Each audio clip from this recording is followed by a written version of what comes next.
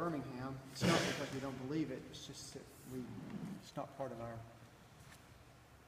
songs we sing here. Maybe we should learn it. We sang it a lot at the previous church that I went to, and I'll have to say this in all humility, really.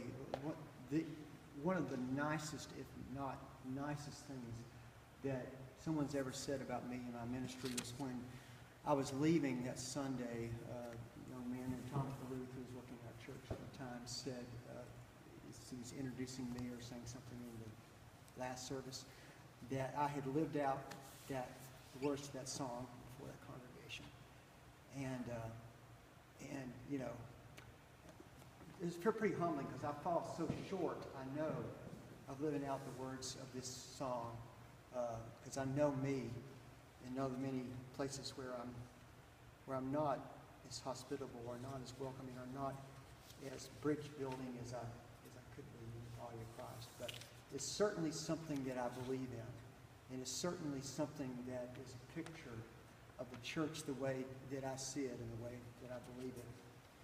And so I think my task is to talk about what the reconciling movement means to me, or network means to me, or could means to me, and it's just that a place for the church to build bridges, and just by a quick way of my story, since this is storytelling, I'm very thankful for the family that I grew up in. Because I was, I think, taught to be accepting and open and intellectually curious and all those things by my parents. They modeled that out before me as I grew up. And really, even in the congregation that I grew up in was very warm and open and affirming, accepting. It's a different day and age. I'm terribly, terribly old. But it wasn't as divisive, you know, as you see issues being these days. When I went off but I somehow, in the back of my mind, had been taught, particularly at the private Christian school that I was sent to, that the incompatibility with Scripture kind of thing. So I knew that, and then I kind of put it over here. You know what I mean? Placed it over there. I'm not going to deal with that right now because I don't know. I didn't in my heart believe that. It was over there. And I went off to college, and I majored in music. And the college that I went to, the first level was administration, the second level was music, the third level was art, and the fourth level was drama. As you went up the building, the more and more gay people that you were certain to meet. So, I knew lots of gay people. They were my friends.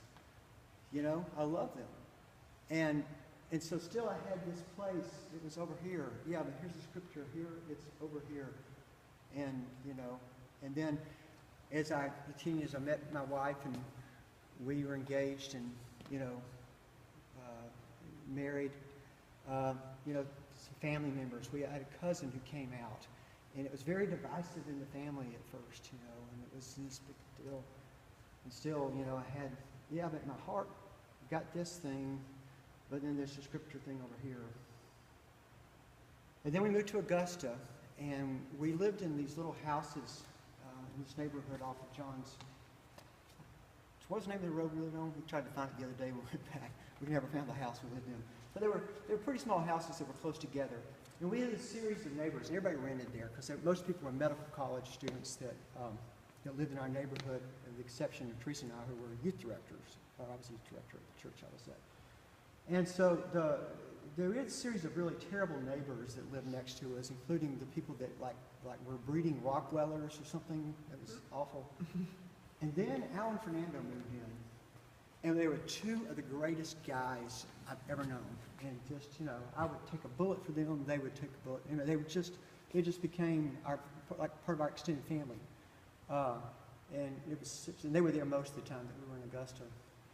And at that time, I was going like, okay, I'm here working at the church. I've got to come to terms with my understanding and my belief around the whole gay thing. And so at the time, the Methodist Church was actually had published some pretty good material that kind of went through the quadrilateral. And it kind of had like, here's somebody from Asbury speaking against, and here's somebody from some other place speaking for. And but it was very well done, and I think it was pretty fair representation from, I guess, both sides, if you will. But I remember reading that and digesting it, and then coming down, once and for all, say, okay, Scripture, tradition, reason, experience. I'll go ahead and give you tradition, but I'll debate you, and I can win Scripture, reason, and experience. And that's kind of from that point on. And that was years before I even started seminary. That's where I was. I knew what the Scripture said about it, and I knew how to debate it. What was the word that we used today about grace-filled engagement? That was not the way that I lived the next 15 years, because I can meet with some church member who I think of as being bigoted, and I can make them look really small and bigoted. But I don't know that I ever changed any hearts in doing that. And so along the way that I've the church has changed a lot, and grace has changed none. Grace has always been there, and so I've tried to find ways of being graceful. A lot of people would assume that the reason that Teresa and I are, if you could use the word advocates, why this is important to me is because we have a gay son. That's not the reason. I mean, this was before. He is thankful that he was born in the family that he was born into. There have been many times, even in this congregation, where he has brought friends home for Christmas because they weren't welcome to his home Christmas, and we've had them worship even here at our Christmas Eve service. And he thanks us every time he's with us for being accepting of who he was, because I know it's been so hard and difficult for so many. I think about letters from a Birmingham jail, Martin Luther King, and white clergy that wrote to him and said, take your time, let the social order sort of, when is the time going to be? And that's, in a gentle way, that's where I stand. I do think it's time for the church to make a stand. I think we might have erred too much on the side of caution.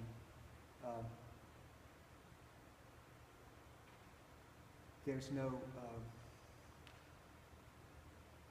I like the process that we've learned about today. I think it will hold me from being unnecessarily, what was your gift? Confrontation.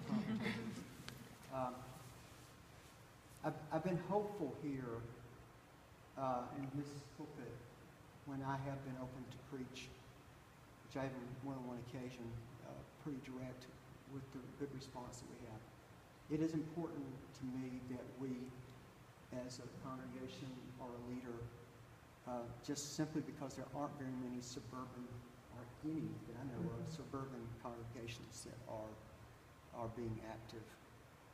And I'm hoping that we can be a tipping point, if you've read the book, because I have to think, I have to believe, I have to have the hope that there are people just waiting for somebody to stand up and lead. And I just have too many conversations with too many people that we're a lot further along, as at least the Methodist Church is, than we are showing by our stances. And I think a lot of that's fear. I think people had this assumption that there's going to be this pushback. And I think if the conversation is guided in a gentle, intelligent, open way, we're going to find that we're closer to being of one mind than we realize we are. At least that's my hope and vision. And I'm hoping that Birmingham can be, if I get kicked out, let it be over something that matters to get kicked out. There's a lot of people that get kicked out for a lot more things. I think it's time. I think it's time is now. Amen.